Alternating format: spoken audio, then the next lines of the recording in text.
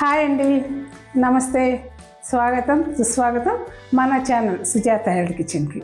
ఈరోజు మనం దేవీ నవరాత్రుల్లో అమ్మవారికి అంటే శాకాంబరి అమ్మవారికి ప్రసాదం చేసుకుందాం. అనేక కూరగాయలతో వండి నైవేద్యంగా పెడతారు. అమ్మవారికి చాలా ప్రీతికరమైనదండి.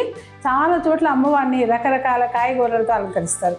అమ్మవారిని ఆ కాయగూరలతో అలంకరించినప్పుడు ఎంత చూసినా తనివి తీరదండి. ఈ అన్నంకు మనం ఉల్లి వెల్లుల్లి లాంటివి ఏమీ వాడమండి.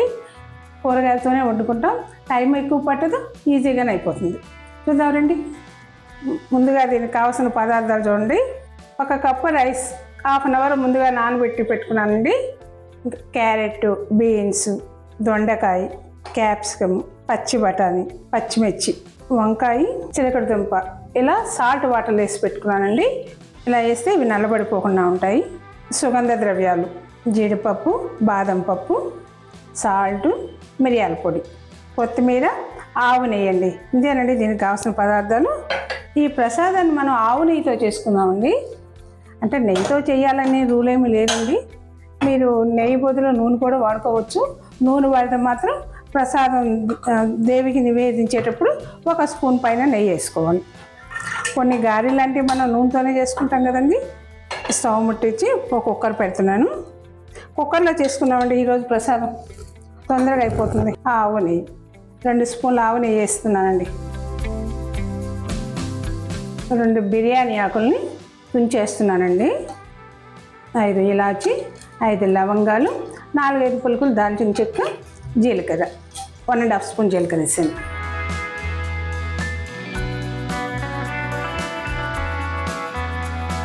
మీరు ఆవు నెయ్యి బదులు గేదె నెయ్యి కూడా వాడుకోవచ్చండి. బాదం పప్పు, జీడిపప్పు వేస్తున్నానండి. ఇవి పూర్తిగా ఆప్షనల్ అండి.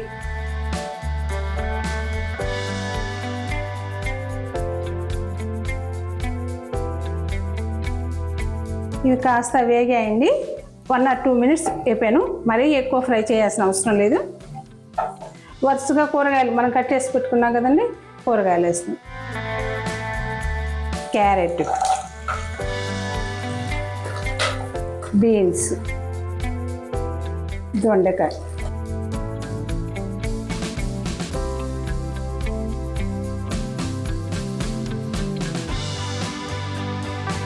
వాటర్లో వేసి పెట్టుకున్నాం కదా, వంకాయ ముక్కలు, అదేవిధంగా చిలకడదుంప వేస్తున్నానండి. చిలకడదుంప లేని వాళ్ళు ఆలు కూడా వేసుకోవచ్చండి. ఇది కాస్త వేగాక చివరిగా క్యాప్సికమ్ ముక్కలు, బఠానీ వేసుకున్నామండి. ఇవి త్వరగా ఉడికిపోతాయి కాబట్టి కొంచెం 1 or 2 మినిట్స్ వెయిట్ చేసి వేద్దాం. క్యాప్సికమ్ నేను ఇక్కడ పచ్చి బఠానీలు వేస్తున్నానండి. ఒకవేళ మీకు పచ్చి బఠానీ లేకపోతే మీరు డ్రై బఠానీ ఉంటాయి కదా, రాత్రి నానబెట్టి వేసుకోండి. అంటే ఒక 6-7 అవర్స్ నానాక వేసుకోండి. ఒక 5 పచ్చిమిర్చి వేస్తున్నానండి. మీరు తినే కారాన్ని బట్టండి. మనం వేసిన కూరగాయలన్నీ నేతిలో 1 మినిట్ ఫ్రై అయినాయండి. తర్వాత మనం రైస్ 1 అవర్ ముందుగా నానబెట్టుకున్నానండి. ఈ రైస్ మామూలుగా మనం ఇంట్లో వాడుకునే రైసే వేస్తున్నానండి. నేను బిర్యానీ రైస్ లాంటివి ఏమీ వాడట్లేదు. నీళ్ళు లేకుండా వేద్దాం.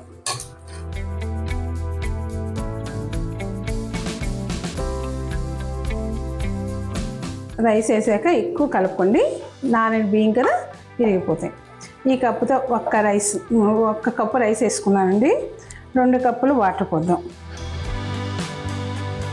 రైస్కి అయితే మనకు 2 కప్పులు సరిపోతాయండి. మనం ఇక్కడ కూరగాయలు కూడా వేసుకున్నాం కదా, కూరగాయల కోసం ఇంకో 1/2 కప్ ఎక్స్ట్రా పోద్దాం.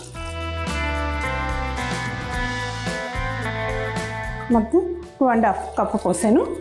మిరియాల పొడి 1 స్పూన్ మిరియాల పొడి, 1 స్పూను సముద్రపు ఉప్పు వేస్తున్నానండి. ఉప్పు ఇప్పుడే వేసుకోవాలండి. ఇప్పుడు వేస్తేనే ముక్కలకి రైస్కి పట్టి బాగుంటుంది. కుక్కర్ మూత పెట్టేసి 1 విజిల్ రానిద్దామండి.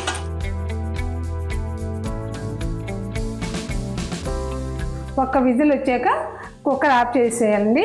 1/2 అవర్ ఇలా వదిలేసేయాలి. ఈ శాఖాన్నంలో అండి ఇప్పుడు వేసిన కూరగాయలే వేయాలని నియమం అయితే ఏమీ లేదండి. మీకు నచ్చిన కూరగాయలు వేసుకోవచ్చు. ఇంకా మన పూర్వం రోజుల్లో అయితే ఉమ్మడి కుటుంబాలు ఉండేవి కదండి. వాళ్ళు ప్రతి వెజిటబుల్ ఏ వెజిటబుల్స్ అయితే వేస్తారో అవి 9 లెక్కెట్టి మరీ వేసేవాళ్ళండి. అంత వండుకుంటే మనకి ఇప్పుడు వేస్ట్ అయిపోతుంది కదా. ఈ శాఖాన్నంలో వెజ్జెస్ అంటే కాయగూరలు ఎక్కువ ఉంటాయి, రైస్ తక్కువ ఉంటాయండి. ఈ కూరగాయలు ఒక్కొక్కటి విడిగా వండితే మనం ఒక్కసారి మన పిల్లలు సరిగ్గా తినరండి. ఇలా అన్నీ కలిపేసి వండేస్తే చక్కగా తినేస్తారు. హెల్దీ కూడా. ప్రసాదంగా పెట్టచ్చు, లేదంటే మన ఇంట్లో కూడా చేసుకోవచ్చు అండి. ఈ శాఖాన్నాన్ని. అరగంట అయిపోయిందండి. కుక్కర్ విజిల్ తీద్దాం.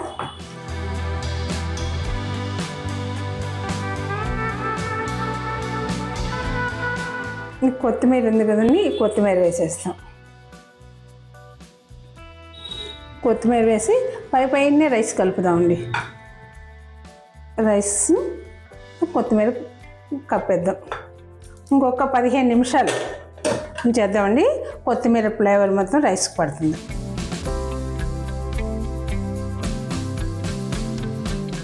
పదిహేను నిమిషాలు అయిపోయిందండి. ఒక్కరి మూద్దిద్దాం. వావ్, మంచి ఫ్లేవర్ వస్తుందండి. సుగంధ ద్రవ్యాలు, నెయ్యి వేసాం కదా. డిష్ అవుట్ చేసుకుందామండి. చూడండి పొడి పొడిలాడితే ఎలా వచ్చిందో. అమ్మవారికి నివేదిద్దాం. శాకాంబరి అమ్మవారికి మీరు చేసి అమ్మవారికి పెట్టి అమ్మవారి ఆశీర్వాదాలు తీసుకోండి. ఇంట్లో పెద్దలకి పిల్లలకి మీరు తీసుకొని ఎలా కుదిరిందో కామెంట్ బాక్స్లో తెలియచేయండి. మీకు ఇంకేమైనా డౌట్స్ ఉన్నా కామెంట్ బాక్స్లో మాట్లాడుకున్నారండి. లైక్ చేయండి, షేర్ చేయండి. మీరు ఇంకా సబ్స్క్రైబ్ చేసుకోకపోతే సబ్స్క్రైబ్ చేయండి. అందరూ సంతోషంగా ఉండాలని కోరుకుంటూ దసరా శుభాకాంక్షలు అండి. మరో హెల్దీ డిష్తో మీట్ అవుదాం. అంతవరకు బాయ్ అండి.